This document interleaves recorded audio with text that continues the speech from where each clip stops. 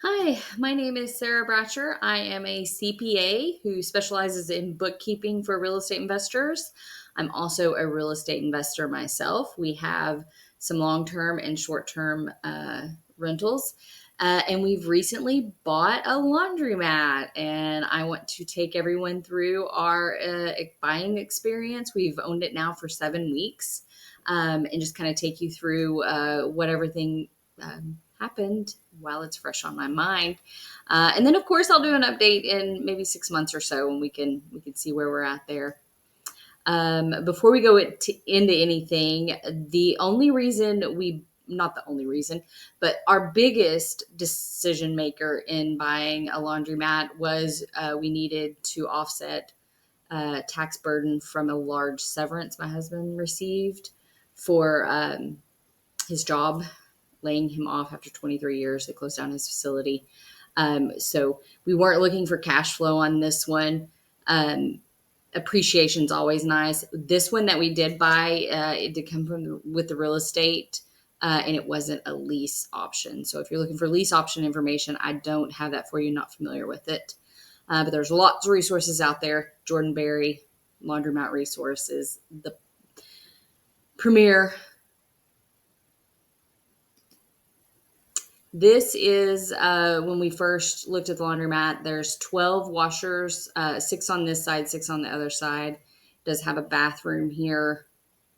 And this laundromat was very clean, smelled clean. It's got a cement floor and it's metal, but it still just felt really clean when we were in it. It felt like it was very well taken care of.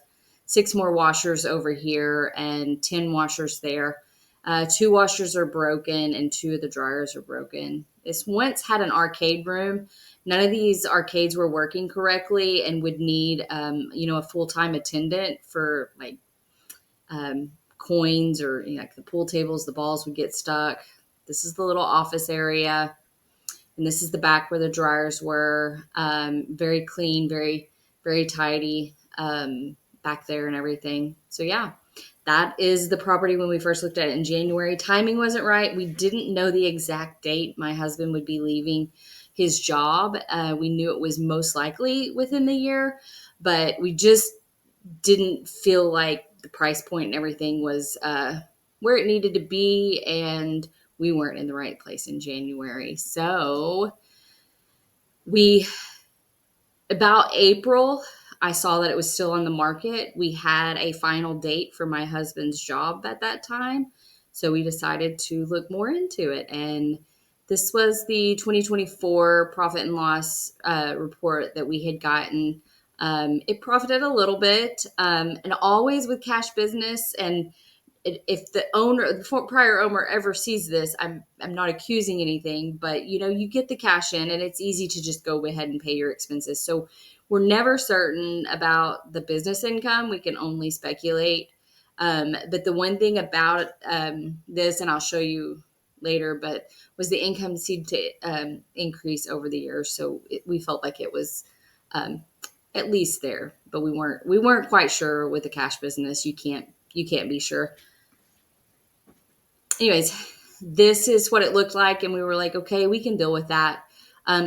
Also, if you've never read a profit and loss statement before, please note that this net profit down here is not net cash, because you still have to pay your mortgage. Your mortgage isn't on your profit and loss. The interest isn't even on this one. He may have owned it outright by then. But we did end up getting a mortgage on this one. But your mortgage payment comes out of the cash flow out of the net profit. So this isn't entirely accurate, but and then these were the tax numbers we had gotten, and of course a lot of depreciation puts it way in the negative, which we are planning on doing as well. So we were fine with the negative numbers. The bank, however, weren't as excited about it for like a small business loan. We originally had talked to the bank about doing a small business loan and maybe putting some more vending in there and doing some upgrades and putting an ice vending machine in the parking lot, all the stuff you hear Cody Sanchez talk about. And all those extra value add services in there. The original price, it was on the market for $145. We made this offer. The bank called. They weren't too excited about all, the low cash flow on that. So they said they just wanted to lend for the real estate, and we were very fortunate. The appraisal came back at $130,000. So we just had to put our 20% down with that. Okay, so these are the numbers on the tax return and the profit and loss that we had gotten before, and I just put them on a spreadsheet when I was doing my due diligence. And I settled on more comfortable number of 37,000 for various reasons. The hours could be expanded a lot more from what the prior owner had. There were a couple of other value add opportunities with vending machines we knew we could get in early on, and there's some more value add stuff that we might possibly move forward in the future, and I have a slide on that. But I did not calculate that in this. I just calculated some quick wins we could get with the vending machines added in there. So I kind of put that in there. Advertising, I wanted to do a little bit more, and maybe even a customer appreciation day, maybe once a quarter. I don't know what I'm going to do just yet, but we're going to have, we joined the chamber in this town, and we're going to have a, kind of a big party, and throw a big party and have some cookies and stuff for everyone. Do some giveaways. Insurance, mortgage interest, I estimated. Office expense, this is for a cleaner and some other minor things I had added into it. Repairs and maintenance, I put it kind of high this year because in that repairs and maintenance, I accounted for, $1,000 for a new vending machine, and if we'll probably buy a couple of washers to replace some of the broken ones. We're going to try to get the dryers fixed. So I added it up a little bit higher for this first year, but I'm hoping we can save some back for CapEx issues as well if we don't use all that. Supplies, not very much there. Use some cleaning supplies and stuff. Property taxes is what I estimated that would be, but that may actually be more. This is when I was doing my due diligence, so I think I did that one rather quickly. I probably should have put 200 or 300 more in there. And utilities, I probably scheduled this, did this on the down one. I had called the utility companies and got the average for utilities, and that's the number I put in there. So we'll see. We may lose more on this one than not. But again, we're going for losses so we can get that the depreciation. Anyways. So what are you making, Charlie? This is an update on where we are since we purchased 7 weeks ago. The repairs we've had to make, we had to put a new hub in a dryer. It was sounding really weird. My husband used YouTube for this. I think he said it took about 30 minutes. Is maybe. It Jack's house? I should have gotten more information on that for him, but I remember that one was a rather quick fix. Oh, it's Mommy's house? We had a customer call that one of our washers was not draining.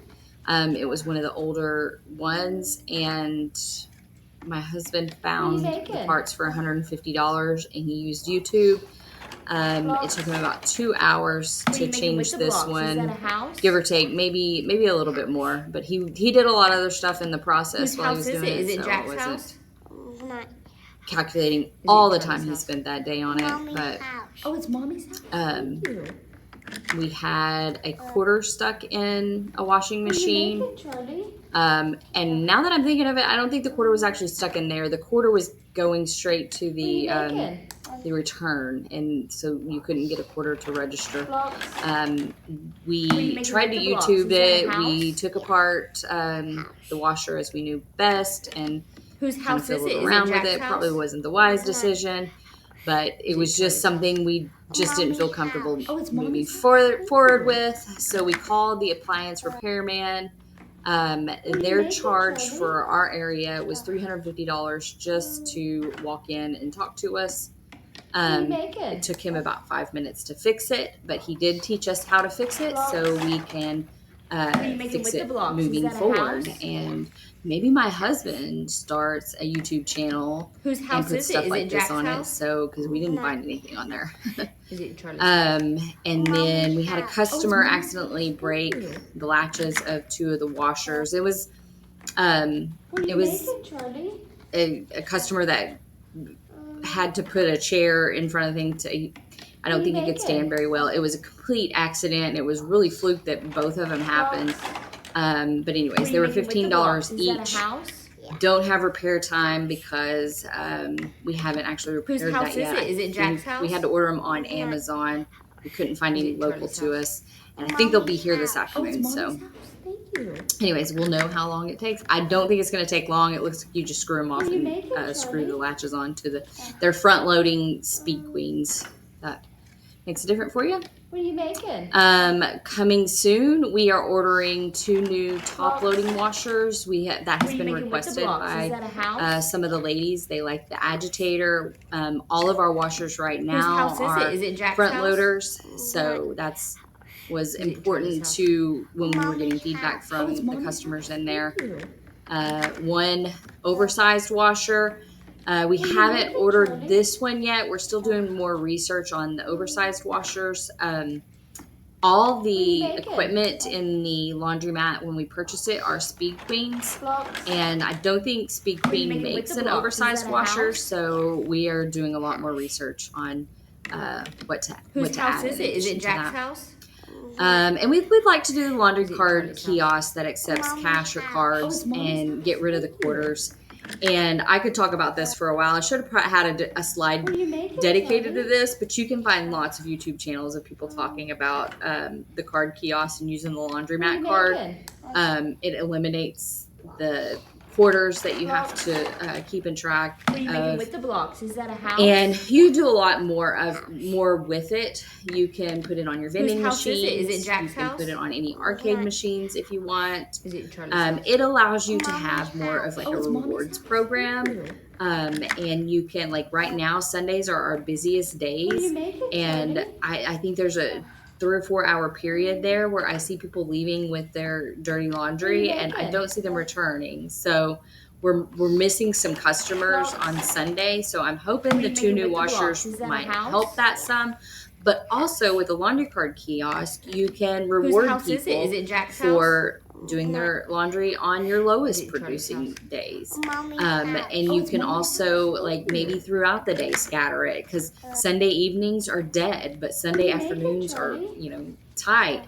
And maybe just between the hours of like noon and 5, you bump up the prices a quarter to try to thin them out, and they can they can with the blocks. Is that a house? Get it cheaper that evening if they come. So it's just kind of try to customer service, spread everything out so everybody's happier in there, and you reward the people that want to wait or maybe go the next day.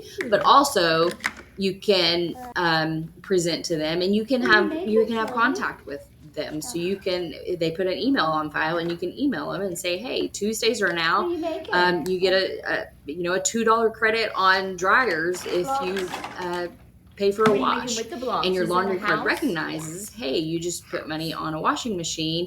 Here you automatically get this. Whose house is it? Is it Jack's house? But you also, like when we had the quarter problem up here, it was just 1 quarter. Her quarter didn't come all the way out. We finally got it out. But anyways, you could easily just refund a quarter, or like the guy with the pump when the water wouldn't drain.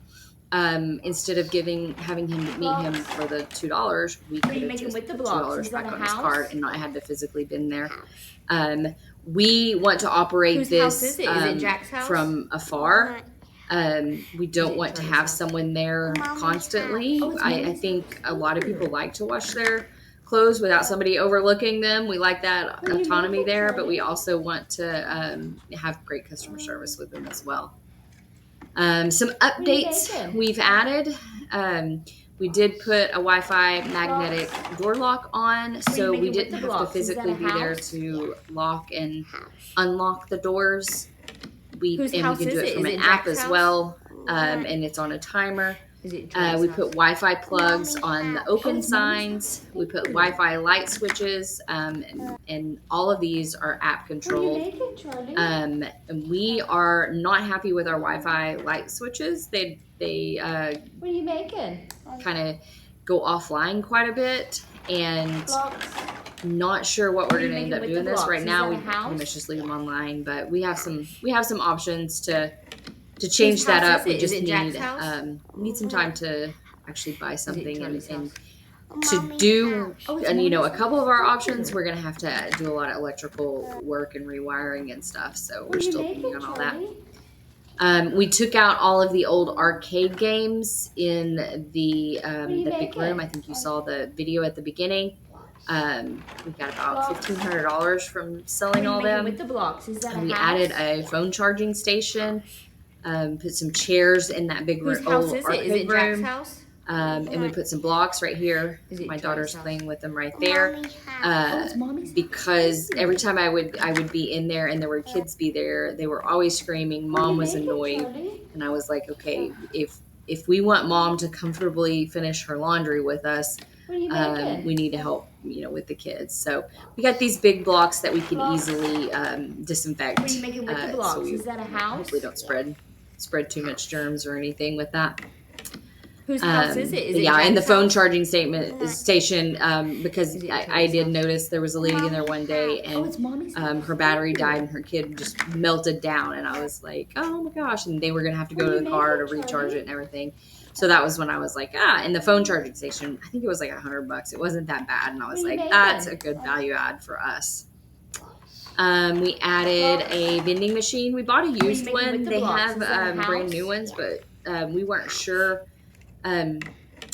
Whose house is it? Is it I Jack's absolutely did zero due diligence on adding a vending machine, so I wanted to buy as cheap as possible. So we bought one used off Facebook Marketplace for I think $875. They can get up to like 3,000, 4,000, 5,000 brand new. So we started out with a little $875 one. It's doing decent. I'm glad we only spent $875 because it's not doing as much as I. What are you making with the blocks? Is that a house? Yeah. We put snacks, dryer sheets. Whose house is it? Is it Jack's house? But we're also on week 2 of that, so it could pick up once people get used to it being there more. My son had a great idea to add a small vending machine. We were at another place and he saw the vending machine, and he knew we were talking about getting another vending machine, and he was like, hey, I want one.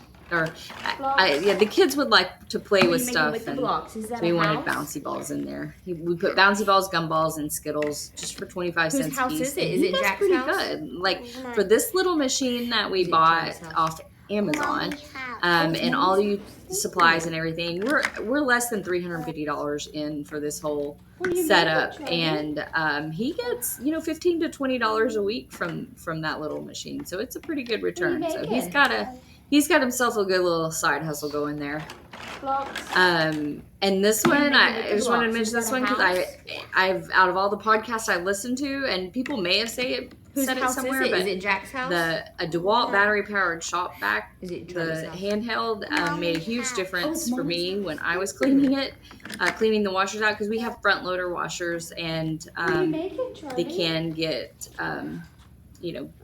dirty around the front.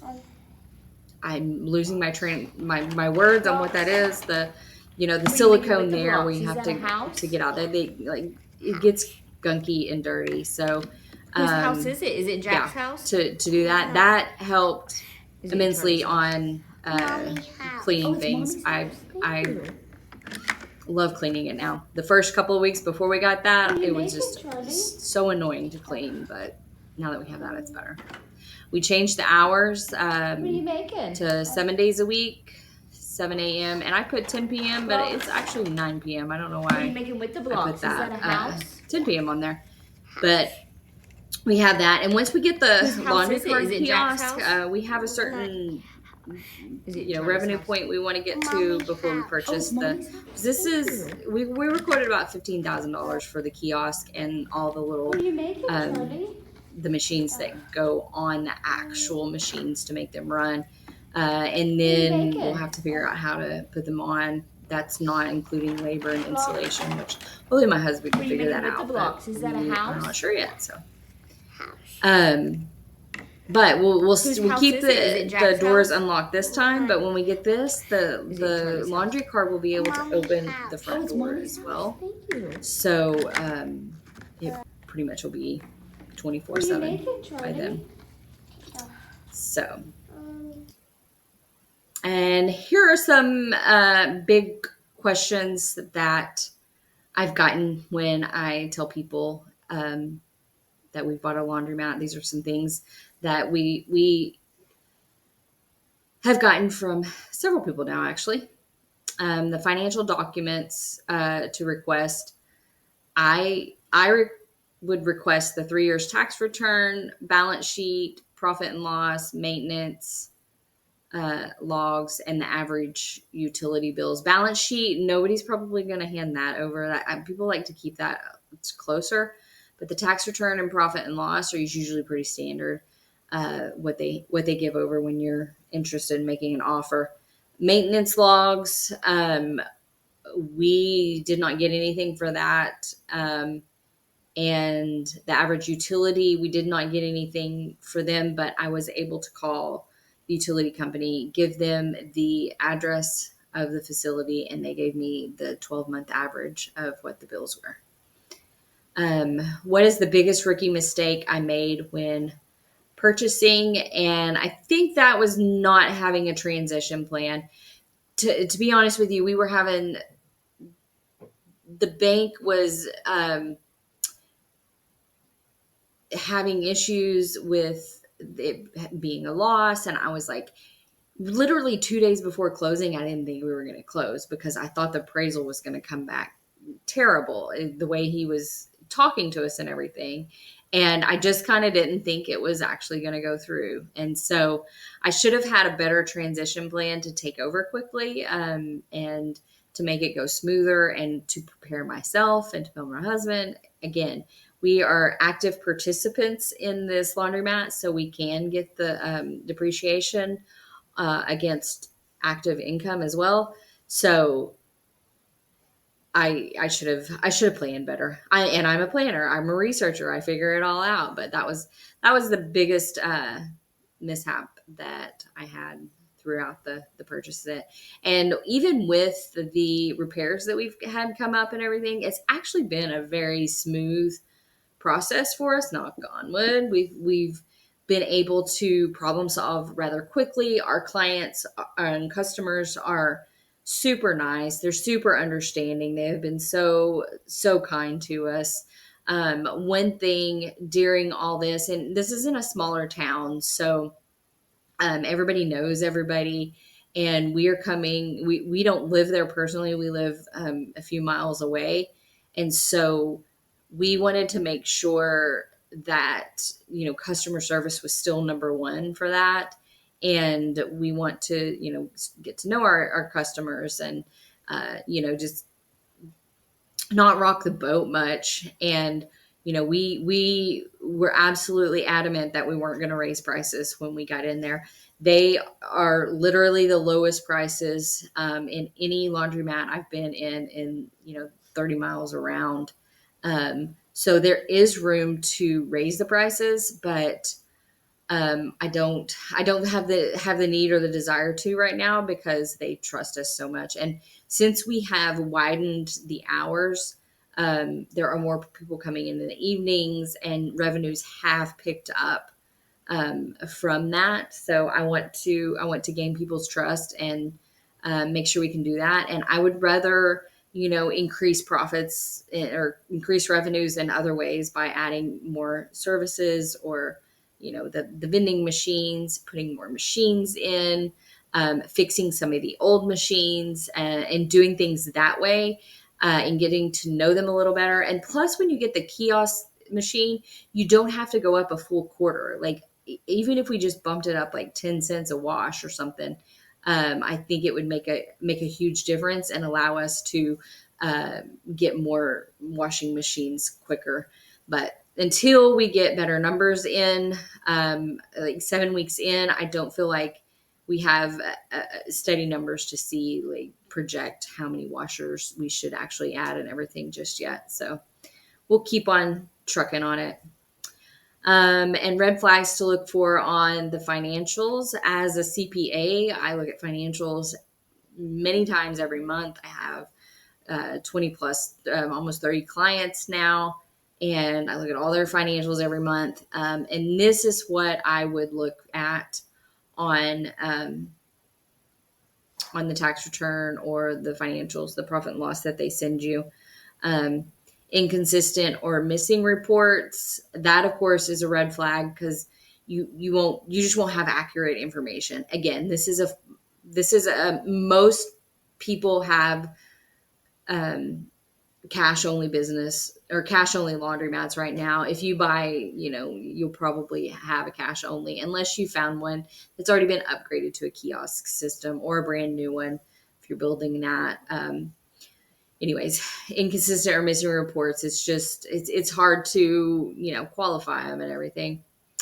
Utilities high and low revenue, that would lead me to believe that not all the revenue is being reported. So how accurate and how reliable are these numbers? And you could go off the gut feeling like, oh, it's going to be a lot more, and you get there and it's really worse for some reason. But yeah, that's one of the red flags to look at. High maintenance and repair cost could mean older equipment, or not, the equipment's not taken care of very well. So just something to look for there. Year over year revenue decline is a huge one. Fortunately, even though the tax returns I had were low and negative with the depreciation, the revenues were increasing. So that told me that there was still demand for this, and it was still, growing, even though they hadn't really been changed the prices or anything. So that is the bulk of it. I will, I'll just leave a comment on this YouTube, and I will answer any questions you have. You can follow me at rei.solutions.with.sarah on Instagram. You can DM me over there if you want to dig into it more, if you have a question about a laundromat you are looking at. But yeah, this is our experience in buying a laundromat. I'll come back in 6 months or so. That'll be January, and give you an update and let you know how the year ended and what all we ended up actually doing after getting some better numbers in. So ask any questions you have. Just let me know what you got going on. I'd love to hear about your deal that you're doing. I wouldn't say I'm addicted to laundromats. I don't have the time to do a lot of it right now. I'm hoping maybe we will in the short future and be able to expand more into laundromats. This was the perfect laundromat for us to get into, because it was a smaller laundromat, and it's kind of low risk for us to get our feet wet and to figure it all out and everything. So that's probably the number one key I would have to somebody breaking brand new into the business is don't get a whole huge operation that you know nothing about. Do a lot of due diligence. And if you are buying one that has wash and fold services and, a lot of the behind the scenes services, try to negotiate a deal where you get, somebody to help train you, and hopefully you get the management crew that comes on with it and everything. But this is an unattended, cute little laundry shack in a small town, and we just fell in love with it. So that is our experience with it. All right. See you soon.